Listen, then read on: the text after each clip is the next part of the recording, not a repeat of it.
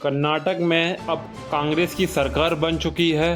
अब कहा जा रहा है कर्नाटक में बीजेपी की हार से प्रधानमंत्री नरेंद्र मोदी की कितना नुकसान हुआ है।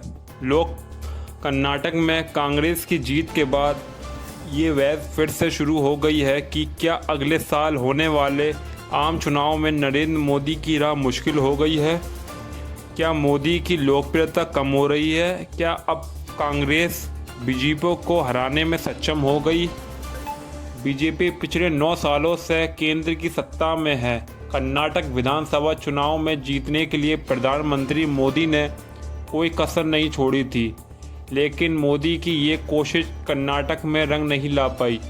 कर्नाटक में कांग्रेस की जीत के साथ ही उसका दावा मजबूत हुआ है कि अगले साल लोकसभा चुनाव में बीजेपी को विरोधी खेमे का नेतृत्व वही कर सकता है। अगले साल लोकसभा चुनाव से पहले कई और राज्यों में विधानसभा चुनाव हैं। इन राज्यों में छत्तीसगढ़ और राजस्थान में कांग्रेस की सरकार है और मध्य प्रदेश में बीजेपी की सरकार है। छत्तीसगढ़ और मध्य प्रदेश में इसी साल नवंबर महीने में चुनाव है। राजस्थान में दिसंबर में। कहा जा रहा है कि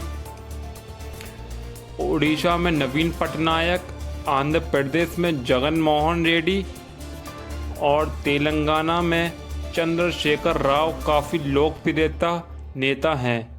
इन तीनों राज्यों में बीजेपी की मौजूदगी कहीं से प्रभाव नहीं दिख रहा है। ऐसे में कर्नाटक के बाद इन राज्यों में बीजेपी के लिए उम्मीद की कोई ठोस वजह नहीं है। राजस्थान में थोड़ी अनसुनी चल रही है गहलोत और सचिन पायलट में। अब देखते हैं होता है क्या। लेकिन एमपी में ज्योतिरादित्य सिंधिया पहले कांग्रेस में हुआ करते थे, अब जो वो कि बीजेपी में आ गए हैं। अब देखते हैं इनका असर कितना रहता है।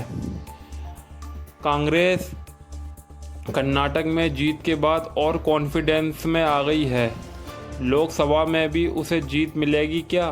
साल 2013 में कर्नाटक विधानसभा चुनाव में बीजेपी की 224 विधानसभा सीटों में 40 पर सिमटकर रह गई थी, लेकिन 2014 के आम चुनाव में बीजेपी को प्रदेश में 28 सीटों में से 17 सीटों पर जीत मिली थी। वहीं 2019 के लोकसभा चुनाव में भी बीजेपी को 28 में से 25 सीटों पर विजय मिली थी। वरिष्ठ पत्रकार नीरज चौधरी कहती हैं कि कर्नाटक विधानसभा चुनाव के नतीजे के आधार पर नरेंद्र मोदी की लोकप्रियता को कमतर आंकना जल्दबाजी होगी। हमारी वीडियो को सब्सक्राइब लाइक ज़रूर करें। ऐसी वीडियो आपके लिए लाते रहेंगे।